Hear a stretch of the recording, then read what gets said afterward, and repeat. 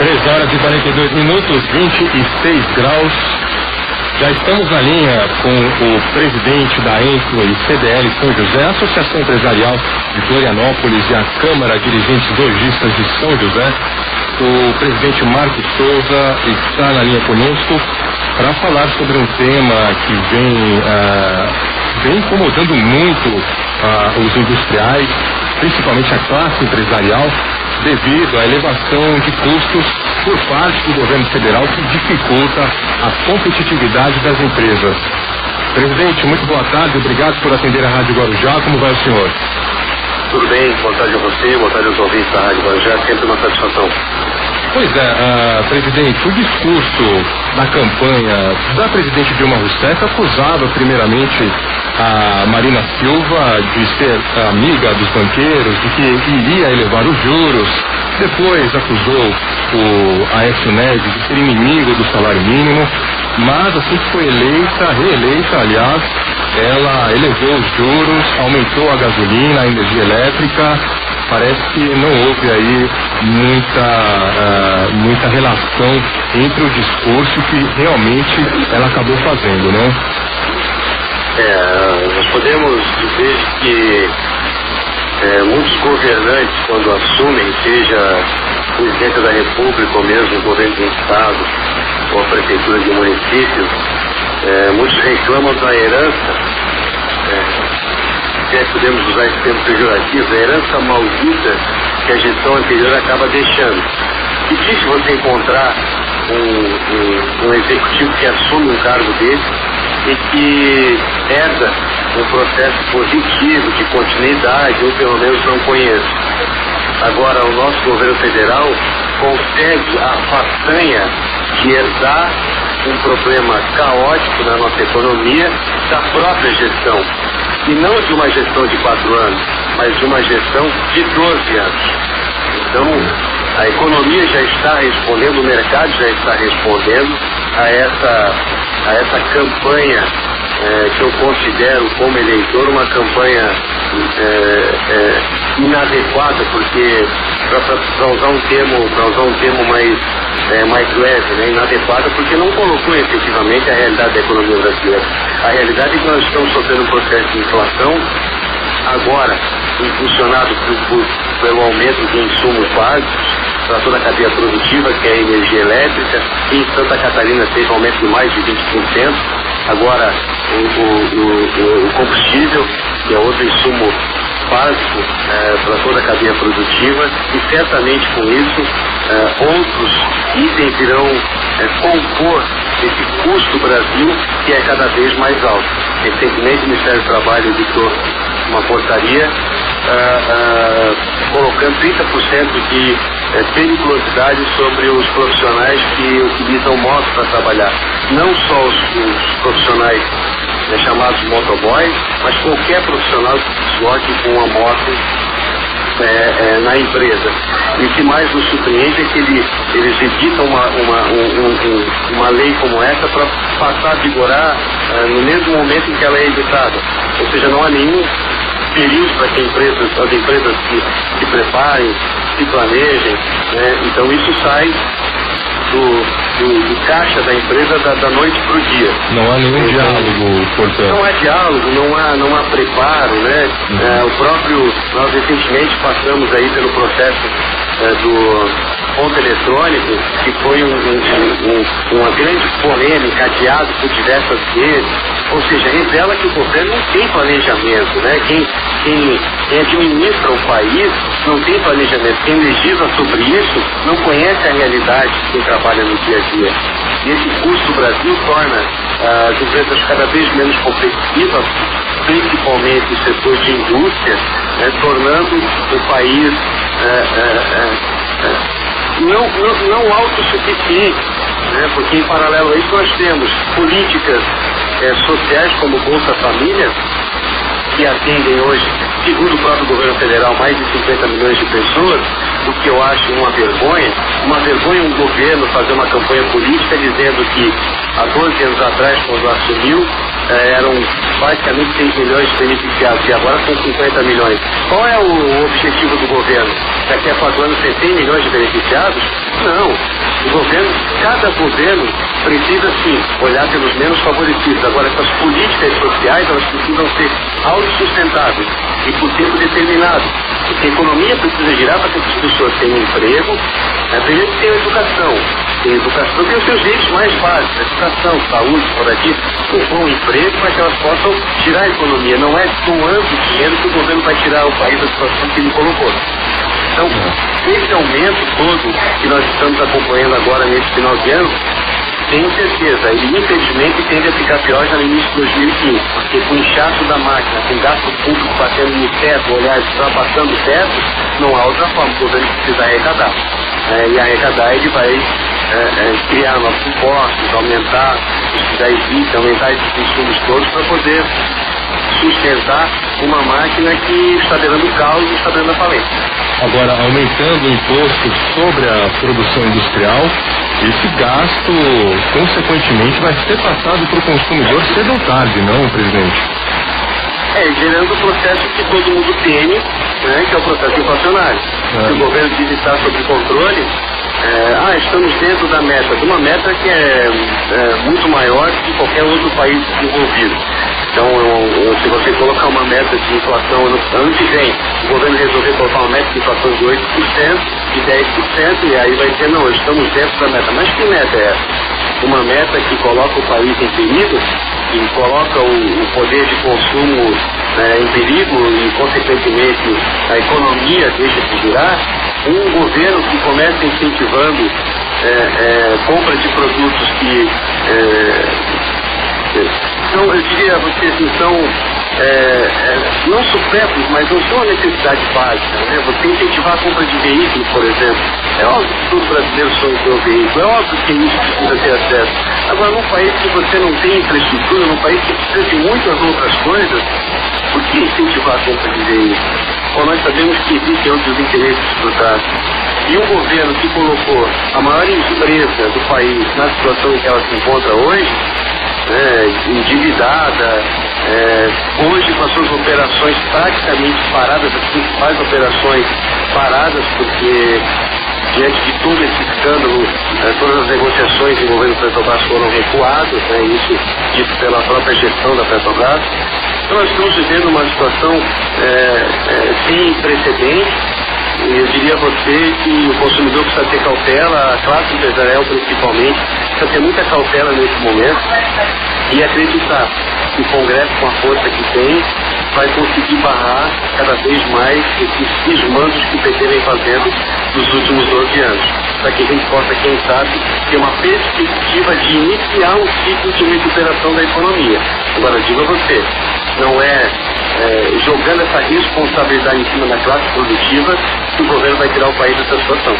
Pois é, presidente, essa questão do adicional de periculosidade sobre os motociclistas que utilizam motos, os trabalhadores que utilizam a motocicleta ou motoneta, me parece que 30% desse encargo que vai para o empresário é um reflexo dessa falta de infraestrutura, da falta de lei que, consequentemente, coloca em risco esse trabalhador, não?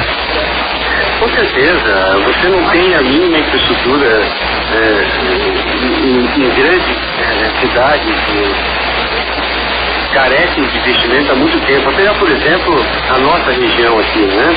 Nós temos carência de uma quarta ligação ainda consciente, pontos importantes para a mobilidade urbana, como a Beira-Mar de Barreiros, interligando com a Beira-Mar Continental, interligando com a BR-101, a quadruplicação da Via Expressa, obras importantes de mobilidade que são atrasadas há muito tempo. Eu sempre digo que a entidade que eu tenho a honra de comandar hoje foi fundada há 30 anos atrás. Uma das principais bandeiras era a duplicação da BR-101. Nós comemoramos há 4 meses atrás os 30 anos e a BR-101 ainda não foi duplicada por completo. Então essa morosidade nos investimentos por parte do governo torna o custo muito alto. E simplesmente você pegar 30% do trabalhador tem direito. Eu não estou julgando aqui que ele não tem direito, absolutamente. O que eu estou julgando aqui é que você simplesmente transfere esse encargo para o empresário. E para citar um outro exemplo para você, eu me reuni dias desses pelo Pontes com o pessoal do Vamos, e eles falavam em vamos agora criar políticas para desincentivar o uso de veículos. E também para criar logística, empresário ter no centro da cidade, no centro de produção. Então você vê que todas são políticas que transferem responsabilidade para a sociedade e para a classe empresarial. Então você simplesmente transferir essa conta não fecha.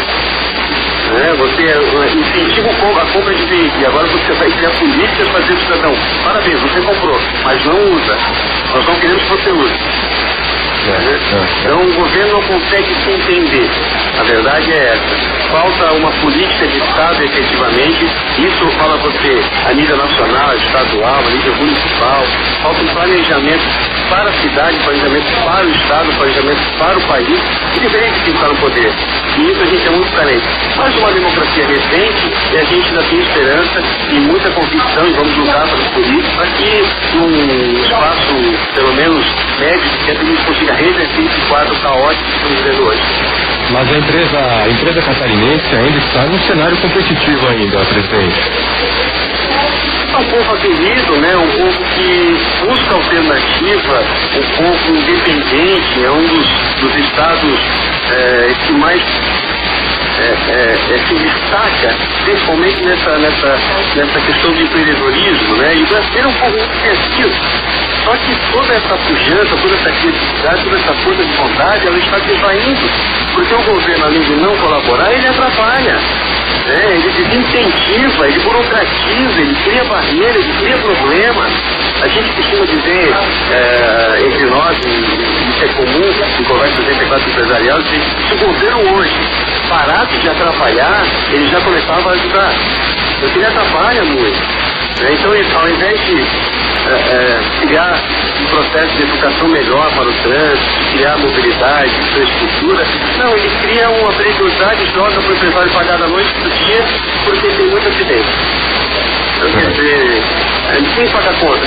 Quem paga a conta é a classe empresarial que vai transferir, sem sombra de dúvida, para a sociedade. Você percebe que o processo de funcionário está chegando e vai continuar. Presidente, na sexta-feira eu conversei com um empresário do setor têxtil e ele destacou a importação dos produtos chineses como um dos responsáveis pela decadência do setor aqui em Santa Catarina. O senhor também reconhece que essa invasão dos produtos chineses estão contribuindo aí com uma indústria catarinense menos competitiva? Em diversos segmentos. Peixe, cerâmico, tecnologia, informática, em diversos segmentos. Você hoje consegue colocar determinados produtos aqui no Brasil por 20%, 30% do custo que ele é para ser produzido aqui dentro. Não há um investimento em tecnologia, não há um investimento efetivo para que as empresas tenham competitividade. E aí nós temos, sob recentemente, empresas de fabricação não vou citar aqui porque todo mundo vai saber qual é, mas determinado produto está deixando de produzir, vai diminuir, vai demitir uma série de pessoas e vai botar. Porque não tem mais como fabricar, ele simplesmente se ele fabricar, ele não consegue vender, porque o produto dele vai ficar em média 40% a 50% mais caro do que o produto chinês colocado aqui. E essa história de que produto chinês não presta, ela já é antiga. Hoje você tem lá na China, quem conhece, sabe que tem tantos produtos de baixíssima qualidade, como tem produtos hoje de competitividade. Produtos que podem ser produzidos lá em partes e montados aqui no Brasil, importados em partes e montados aqui, ou seja, fica muito mais fácil, muito mais barato, eu tenho uma linha de produção só para montar e encaixotar, do que efetivamente desenvolver tecnologia, desenvolver ferramentas de produção e tornar o Brasil competitivo, não só para vender internamente, mas para vender externamente. Então essa desindustrialização que vem sendo anunciada há muito tempo, que vem cobrando muito isso, ela não parou, ela continua crescendo e continua prejudicando a indústria catarinense. E isso é uma corrente, né? Você tem queda na produção, tem queda na arrecadação de impostos, você tem queda na geração de empregos e fatalmente você tem uma economia que não cresce, que é o que a gente tem visto nos últimos 3-4 anos.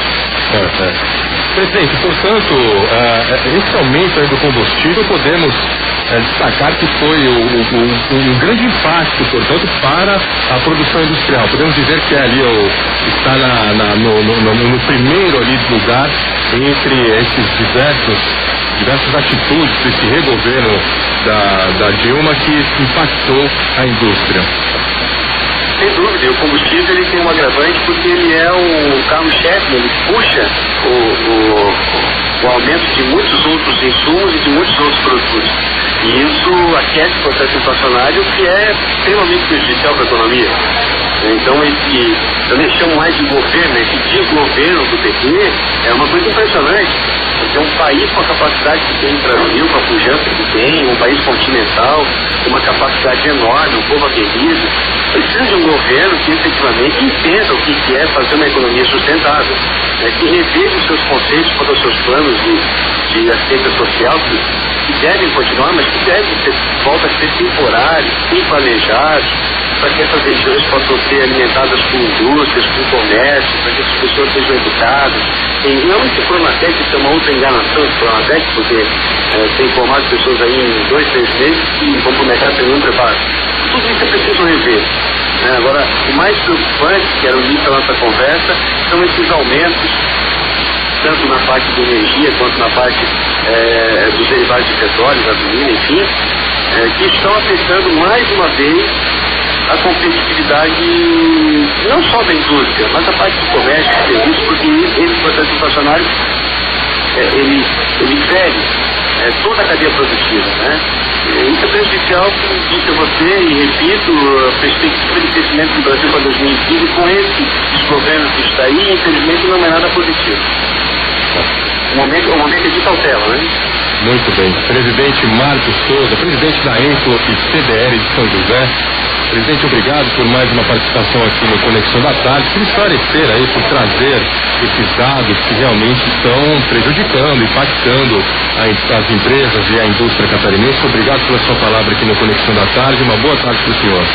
Eu que agradeço. Eu queria encerrar dizendo à sociedade, à classe federal, que não desanime, porque governo a gente muda no máximo daqui a 4 anos, mas dependendo de enrolar os próximos meses, a gente muda antes disso. Então não vamos desanimar, porque o que tem mantido o Brasil firme, forte e crescendo é o seu povo aguerrido. É verdade. Um grande abraço, presidente. Até mais. Até mais. 4 horas da tarde, 26 graus, o presidente da ENCLO e CDL, a Associação Empresarial da região metropolitana de Florianópolis, e a Câmara Dirigente Logista. Palavra de quem realmente conhece, entende do assunto, está por dentro, vive a realidade das empresas e da indústria catarinense. Vamos ao giro.